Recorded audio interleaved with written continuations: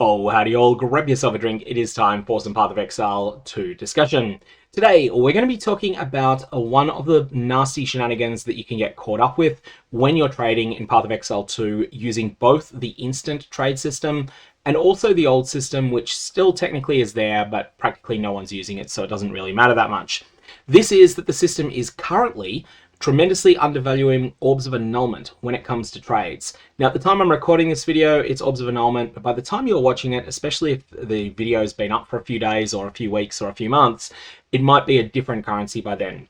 What you'll see here, these guiding palms of the eye, these are uncorrupted, which is important for this particular item because there's a very, very lucky corruption outcome you can hit where it transforms into a different unique. That only applies to the guiding palm scepters. It's not something that's a general thing in Path of Exile 2, but it does apply to this specific unique.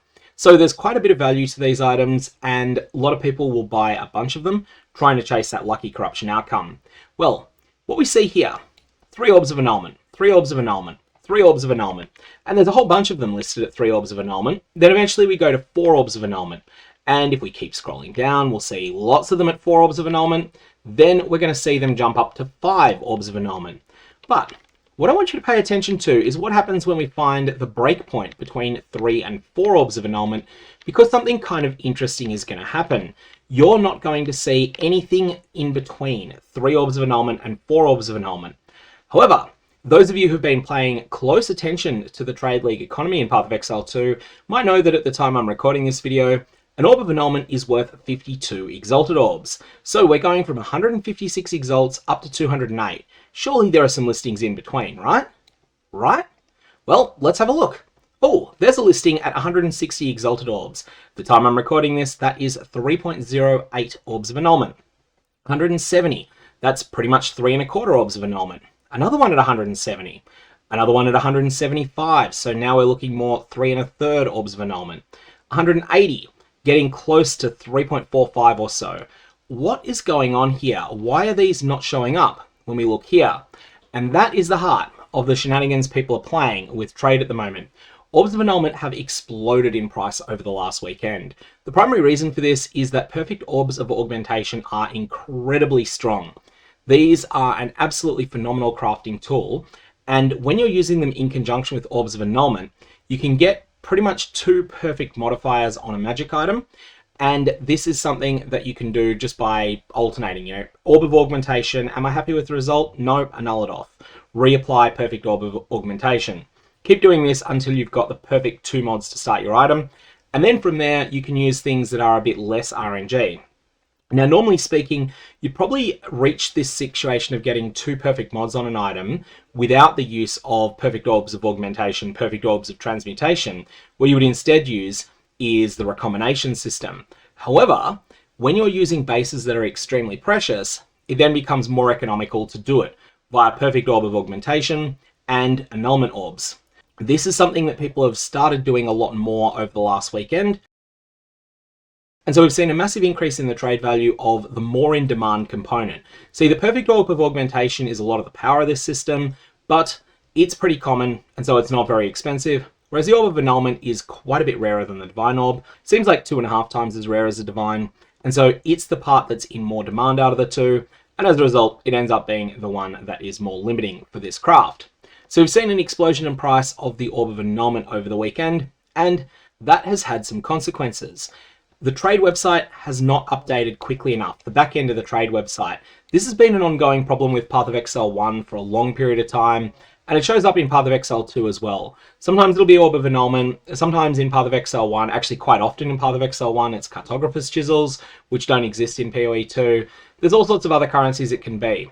You don't want to rely upon the order that the trade site is giving you here.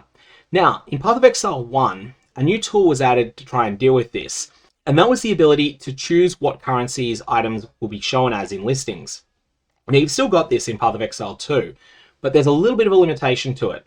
So the default is Exalted Orb equivalent. You can then change it to show only listings that are made in Exalted or Divine Orbs. When we do this, it's going to work. We're going to see these ones that are 160, 170, and so on and so forth. However, what happens here if someone's listed things in Chaos Orbs? Well, you're not going to see that listing. And that's annoying because although Chaos Orb listings are starting to fall off in popularity, there's still quite a number of them and they're generally done in good faith. So, what's the solution? I would like to see Grinding Games change this to be Exalted Chaos or Divine Orbs in the future. But in the short term, the best solution is simply don't trade for anything that is denominated in Orbs of Annulment unless you've done considerable due diligence and verified that it is actually a good price for that item.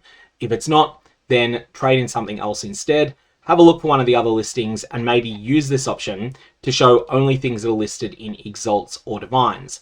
I do want to caution one thing though, and that is that whilst there is the option to just click ignore player on everyone that's listing things in Orbs of Annulment, you're not just going to be blocking out people that are really intentionally scamming by doing that.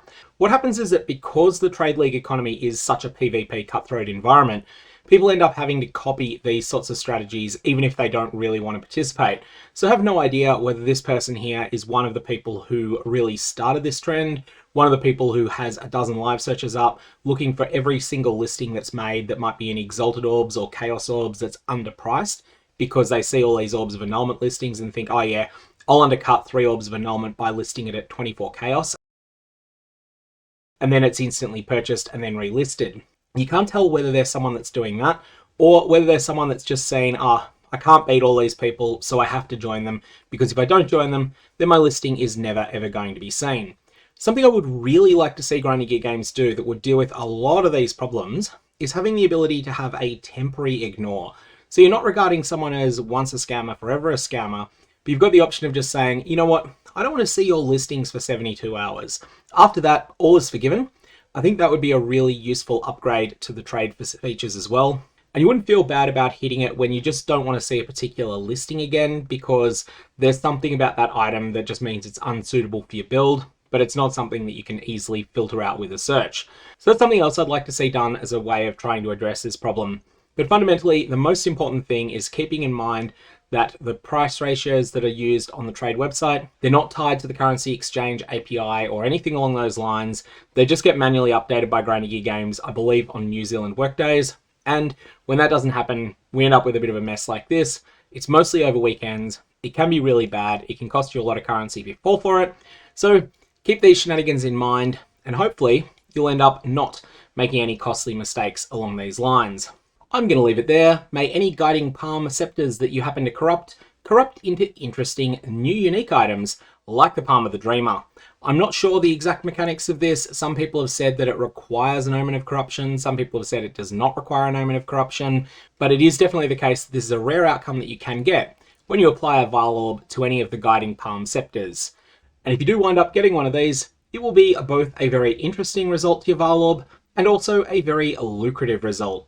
I also did a video on some of the more explicitly scammy things that people do in the trade system. That's something I'll put a link to on the bottom left corner of the screen at the moment.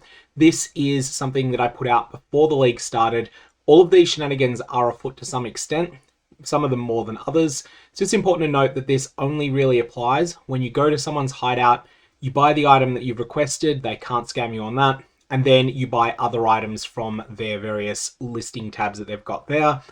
If you're doing that sort of window shopping, and particularly comes up with things you might trade for in bulk, like precursor tablets, then you can definitely get burned by some of these shenanigans. So just be aware of those.